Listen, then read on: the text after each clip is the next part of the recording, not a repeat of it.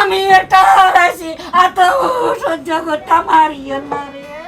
ফেনীর সোনাগাজীর আলোচিত মাদ্রাসা ছাত্রী নুসরাত জাহান রাফি হত্যা মামলায় 16 আসামির মধ্যে 2 জনের মৃত্যুদণ্ড বহাল রেখেছেন হাইকোর্ট। 24 আগস্ট বিচারপতি ভীমদেব চক্রবর্তী ও বিচারপতি KM রাশেদুজ্জামান রাজার সমন্বয়ে গঠিত হাইকোর্ট বেঞ্চ এ রায় ঘোষণা করেন। মৃত্যুদণ্ড বহাল থাকা 2 আসামি হলেন সোনাগাজী ইসলামিয়া ফাজিল মাদ্রাসার তৎকালীন অধ্যক্ষ সিরাজউদ্দৌলা এবং সাদাত হোসেন শামীম। এছাড়া রায়ে 4 জনের যাবজ্জীবন কারাদণ্ড এবং অপর 10 জন আসামিকে খালাস দেওয়া হয়েছে। আদালতের এই রায়কে স্বাগত জানিয়ে সন্তুষ্ট প্রকাশ করেছেন নুসরাতের পরিবার ও স্থানীয় এলাকাবাসী। আমি এটা হারাইছি আর তো সহ্য করতে মারিয়েন না রে। আমার মা বাবার ফ্যামিলির ভিতরে আমি শুধু একজনে আছি রে। আন্টি আচ্ছা কারা আপনাকে এই মুহূর্তে হুমকি দিয়েছে একটু বলবেন? নাম বলবেন?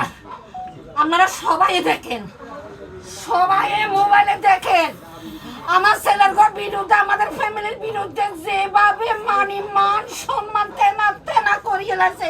রায় ঘোষণার পর ফেনীতে নুসরাতের নিজ বাড়িতে আইন শৃঙ্খলা পরিস্থিতি স্বাভাবিক রাখতে এবং পরিবারের নিরাপত্তা নিশ্চিত করতে অতিরিক্ত পুলিশ মোতায়েন করা হয়েছে। আমরা আজকে সোনাগাজী মডেল থানা থেকে নুসরাত হত্যা মামলার রায়ের সময়ে এখানে আইনশৃঙ্খলা পরিস্থিতি নিরাপত্তার জন্য আমরা এখানে ডিউটিতে কর্মরত আছি।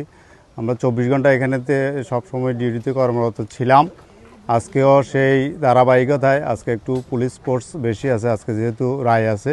এর আগে 2019 সালের 7 মার্চ অধ্যক্ষ সিরাজউদ্দৌলার বিরুদ্ধে শ্লীলতাহানির মামলা করায় ক্ষিপ্ত হয়ে তার অনুসারীরা 6 এপ্রিল মাদ্রাসার ছাদে ডেকে নিয়ে নুসরাতের হাত পা বেঁধে গায়ে কেরোসিন ঢেলে আগুন ধরিয়ে দেয়। চিকিৎসাধীন অবস্থায় 10 এপ্রিল মারা যান নুসরাত। ওই বছর 24 আগস্ট বিচারিক আদালত 16 জনকেই মৃত্যুদণ্ড দিয়েছিলেন। দীর্ঘ শুনানি শেষে হাইকোর্ট আজ চূড়ান্ত রায় প্রদান করলেন। শব্দ নীল, দেশ রূপান্তর।